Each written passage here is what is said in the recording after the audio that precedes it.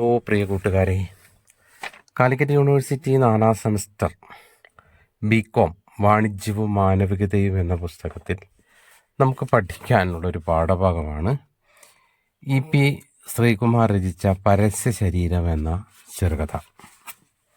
വളരെ വ്യത്യസ്തമാർന്ന ഭാവുകത്വം കൊണ്ട് ശ്രദ്ധേയമായിട്ടുള്ളൊരു ചെറുകഥയാണ് പരസ്യ ശരീരം എന്ന കഥ.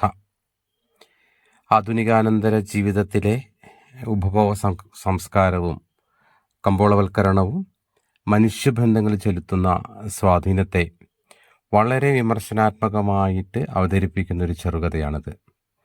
പരസ്യങ്ങളും മാധ്യമങ്ങളും ആഗോളവൽക്കരണം എന്നിവയൊക്കെ തന്നെ വ്യക്തിജീവിതത്തെയും മൂല്യങ്ങളെയും എങ്ങനെയാണ് സ്വാധീനിക്കുന്നതെന്ന് ഈ കഥ നമുക്ക് പറഞ്ഞു തരുന്നുണ്ട്.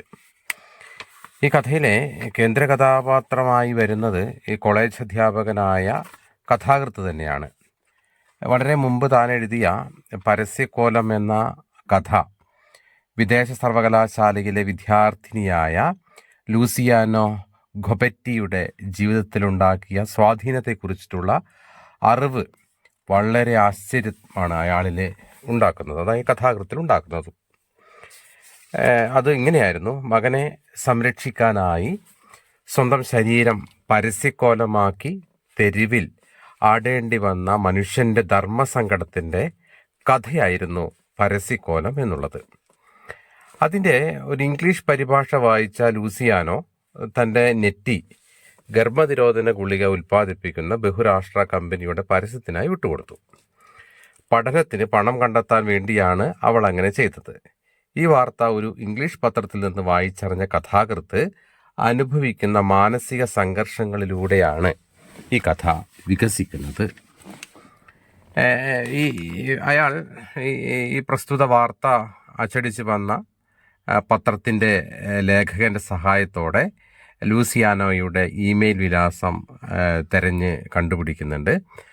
തുടർന്ന് നിരന്തരമായ ചാറ്റിങ്ങിലൂടെ അവൾ അയാളുടെ വീട്ടിലെ ഒരു അംഗത്തെ പോലെ ഒരു സുപരിചിതനായി മാറുകയാണ്. നളന്ത എന്ന് വിദ്യാർത്ഥികൾ പേരിട്ട അയാളുടെ വീട്ടിൽ ഭാര്യ നന്ദിനിക്കും മകൾ കൺമണിക്കും പുറമെ സാധ്യമായി ആര് നിറയുകയാണ്. അവൾ അവിടെ ഉണ്ട് എന്നുള്ളൊരു പ്രതീതിയിൽ അവിടെ എത്തിച്ചേരുകയാണ്. അതിനിടെ ലൂസിയാനോ പഠിക്കുന്ന വിദേശ സർവകലാശാല അയാളുടെ കഥയ്ക്ക് അവാർഡ് പ്രഖ്യാപിക്കുന്നു. അവാർഡ് വാങ്ങാൻ ലൂസിയാനോയുടെ നാട്ടിലേക്ക് പോകുമ്പോൾ കൺമണിയുടെ പഠനത്തിനായി കരുതി വെച്ച പണം അയാൾ കയ്യിൽ പിടിക്കുന്നുണ്ട്. കമ്പനിക്ക് പണം നൽകി പരസ്യ കരാറിൽ നിന്ന് ലൂസിയാനോനെ മുക്തയാക്കുകയായിരുന്നു അയാളുടെ ലക്ഷ്യം.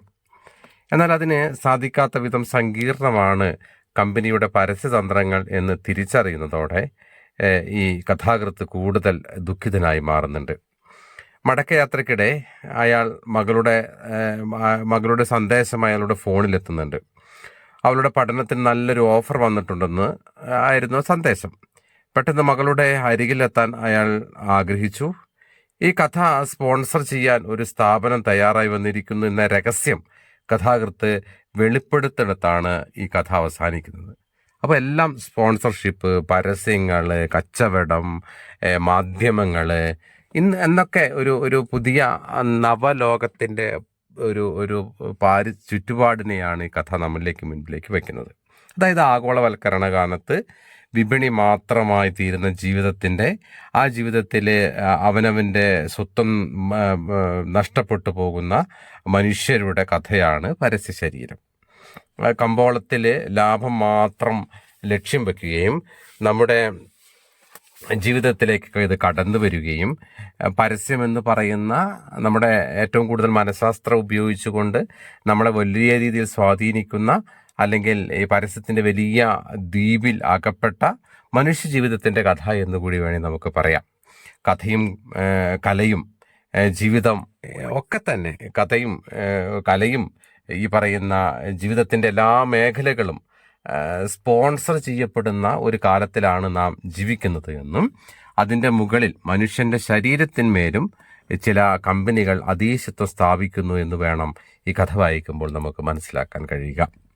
ശരീരത്തിൻ്റെ അല്ലെങ്കിൽ ഒരു വ്യക്തിയുടെ ശരീരത്തിൽ നിന്ന് അയാൾക്ക് സ്വതന്ത്രമാകാൻ പറ്റാത്ത വിധം ശരീരം പോലും ഒരു പരസ്യ പലകയായി മാറുന്നു എന്ന് കഥ പറയുന്നു. ലൂസിയാനോ പോലെ നെറ്റിയിൽ പച്ച കുത്തിയിട്ടില്ലെങ്കിലും ബ്രാൻഡുകളുടെ പരോക്ഷ പരസ്യക്കോലമായി വിപണി നമ്മുടെ ശരീരത്തെ അണിയിച്ചൊരുക്കുന്നുണ്ട്. അറിയാം, നമ്മൾ പല പല ഉൽപ്പന്നങ്ങൾ ഉപയോഗിക്കുമ്പോഴും പല പല ബ്രാൻഡുകൾ നമ്മൾ നിരന്തരം കൈകാര്യം ചെയ്യുമ്പോഴും നമ്മുടെ ശരീരം ഒരു പരസ്യക്കോലമായി മാറുന്നു എന്ന് വേണം നമുക്ക് നിരന്തരം വായിച്ചെടുക്കാൻ. കാരണം നമുക്കറിയാം, ചുരണ്ടി നോക്കി ഭാഗ്യം പരീക്ഷിച്ച് ഓഫറുകൾ വരുന്നുണ്ട്, അല്ലെങ്കിൽ അങ്ങനെ ഫെസ്റ്റിവലിന് പ്രത്യേകം ഒന്നെടുക്കുമ്പോൾ ഒന്ന് ഫ്രീ എന്ന് പറയുന്നുണ്ട്. അങ്ങനെ വലിയ ഓഫറുകളുടെയും ഡിസ്കൗണ്ടുകളുടെ മേലും വിപണി എന്ന് പറയുന്നത് മനുഷ്യനെ ഒരു കുരുക്കിൽ, ഒരു കെണിയിൽ അകപ്പെടുത്തുന്ന ഒരു ലോകമാണ് എന്ന് നമ്മൾക്ക് മനസ്സിലാക്കണം. സാധാരണക്കാരായ മനുഷ്യരുടെ ജീവിതത്തിൻ്റെ മോഹങ്ങൾക്ക് മുകളിലാണ് ഇത്തരം പരസ്യങ്ങൾ നൃത്തം ചെയ്യുന്നത് എന്ന് വേണം മനസ്സിലാക്കാൻ. പഠിക്കാൻ പണം കണ്ടെത്താനായി നെറ്റിയ പരസ്യപലകയാക്കുന്ന ഈ ലൂസിയാനോ എന്ന് പറയുന്ന പെൺകുട്ടി ഉപഭോഗ സംസ്കാര കാലത്ത് മനുഷ്യൻ നേരിടുന്ന ഒരു ഗതികേടിൻ്റെ പ്രതിനിധിയായി മാറ്റപ്പെടുന്നു എന്ന് നമുക്ക് വായിക്കാം.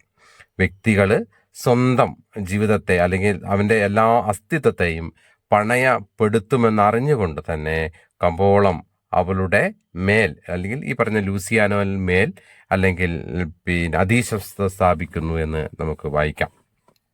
അങ്ങനെ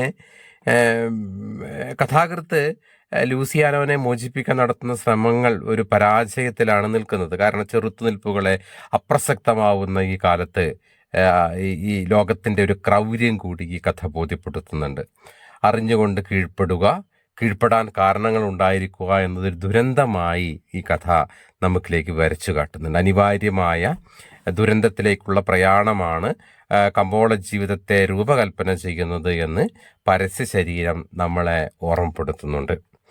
അങ്ങനെ ഈ പറയുന്ന ചരിത്രത്തെ നയിച്ചതും അല്ലെങ്കിൽ വർത്തമാനകാലത്തെ നിർമ്മിച്ചതും സാംസ്കാരികപരമായ പലതരത്തിലുള്ള പ്രതിരോധങ്ങളാണ്. അത്തരം ബദൽ സാധ്യതകളുടെ പ്രതിനിധിയാണ് കഥയ്ക്കുള്ളിലെ കഥയും കഥാകൃത്തുമായിട്ട് വരുന്നത്. വിപണി രൂപപ്പെടുത്തുന്ന മനുഷ്യവിരുദ്ധമായിട്ടുള്ള പ്രവണതകൾക്കെതിരെയാണ് പരസ്യക്കോലം എന്നുള്ള കഥ കടന്നു വരുന്നത്. എന്നാൽ അതിൻ്റെ ഉള്ളിൽ അതിൻ്റെ യാഥാർത്ഥ്യം തിരിച്ചറിഞ്ഞ് നമ്മൾ ഉള്ളു പൊട്ടിപ്പോകുന്നതായിട്ട് നമുക്ക് ബോധ്യപ്പെടും. കാരണം വിപണിയുടെ തന്ത്രം അത്തരത്തിലാണ് എന്നുള്ളതും നമ്മുടെ പലതരത്തിലും കീഴ്മേൽ മറിക്കുന്നതാണ് വിപണിയുടെ തന്ത്രം എന്നുകൂടി നമുക്ക് കഥ വായിക്കുമ്പോൾ മനസ്സിലാക്കാൻ കഴിയും. ഈ അവസാനം നമ്മൾ വായിക്കുമ്പോൾ ഈ പുരസ്കാരം, ഈ കഥയ്ക്ക് പുരസ്കാരമൊക്കെ അല്ലെങ്കിൽ സ്പോൺസർഷിപ്പൊക്കെ വരുമ്പോൾ സർഗാത്മകതയെ, എഴുത്തിനെ വിലയ്ക്ക് വാങ്ങാൻ ഉള്ള മാർഗങ്ങളുണ്ട് എന്നുള്ള തിരിച്ചറിവ് തന്നെയാണ് ഇവിടെ നമുക്ക് മുൻപിലേക്ക് കഥാകൃത്ത് വരച്ചു കാട്ടുന്നത്. അതായത് പ്രതിരോധത്തിൻ്റെ ഒരു മാർഗമാണ് കല. പക്ഷേ പരസ്യകലയാക്കുന്ന രസതന്ത്രം കഥയുടെ അവസാന ഭാഗത്തേക്ക് കടന്നു വരുന്നുണ്ട്. കഥ സ്പോൺസർ ചെയ്യാനുള്ള ഒരു ഓഫറൊക്കെ വരുമ്പോൾ അയാൾ ഈ ജീവിതത്തെയും ശരീരത്തെയും മനസ്സിനെയും കീഴ്പ്പെടുത്തി കഴിഞ്ഞ ഉപഭോഗ സംസ്കാരത്തിൻ്റെ അല്ലെങ്കിൽ സാംസ്കാരിക പരിസരത്തിൻ്റെ ഒരു ലോകത്തെ കാണിച്ചു തരുന്നു. അതോടൊപ്പം തന്നെ മനുഷ്യൻ്റെ സ്വത്വത്തിന്, അസ്തിത്വത്തിന് മുറിവേൽപ്പിക്കുന്ന സ്വഭാവത്തെ കൂടി പരസ്യ ശരീരം എന്നുള്ള കഥ നമ്മളെ ഓർമ്മപ്പെടുത്തുന്നുണ്ട്. കാരണം ഇതിൻ്റെ ഒരു 4-5 പോയിൻ്റായിട്ട് നമ്മൾക്ക് പറയുകയാണെങ്കിൽ പരസ്യ ശരീരം അല്ലെങ്കിൽ പരസ്യ ശരീരം എന്ന് പറയുന്ന കഥ മനുഷ്യ ശരീരത്തെയും ബന്ധങ്ങളെയും കമ്പോള വസ്തുവാക്കി മാറ്റുന്നതിനെതിരെ സംസാരിക്കുന്നുണ്ട് എന്ന് നമുക്ക് പറയാം.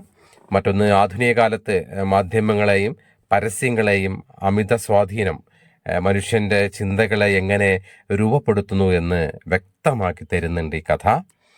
പിന്നെ ഇതിൻ്റെ ഒരു കഥ പറയുന്ന രീതി എന്നുള്ളത് പുതിയ ശൈലിയാണ്, അല്ലെങ്കിൽ കഥ പറച്ചൽ എന്ന് പറയുന്നത് പുതിയൊരു ശൈലിയിലേക്ക് മാറ്റപ്പെടുന്നു. നാടോടി നവമാധ്യമ ആഖ്യാന രീതികളൊക്കെ ഉപയോഗിച്ചുകൊണ്ട് കഥ പറയാൻ ശ്രമിക്കുന്നുണ്ട് എന്നുള്ളത് ഒരു വ്യത്യസ്തതയാണ്. മറ്റൊന്ന്, മനുഷ്യ ബന്ധങ്ങളിലെ സ്വാർത്ഥത ഈ കഥയ്ക്കുള്ളിൽ കാണാൻ കഴിയും. പണവും അല്ലെങ്കിൽ പ്രണയത്തിൻ്റെ കമ്പോളവൽക്കരണം എന്നിവയൊക്കെ നമുക്കിതിനിടയിൽ വായിക്കാം. മറ്റൊന്ന് എടുത്തു പറയാവുന്നത് ആധുനിക ജീവിതത്തിൻ്റെ വ്യത്യസ്ത വശങ്ങൾ ഈ കഥ ചർച്ച ചെയ്യുന്നുണ്ട്. അങ്ങനെ ആധുനികാനന്തര കാലത്ത് ഏറ്റവും ശ്രദ്ധേയമാക്കപ്പെട്ട, ഒരുപാട് ചർച്ച ചെയ്യപ്പെട്ട, വായിക്കപ്പെടേണ്ട ഒരു ഒരു ഒരു കഥയാണ് ഇ.പി. ശ്രീകുമാറിൻ്റെ പരസ്യ ശരീരം എന്ന് പറയുന്ന കഥ. Okay, thank you.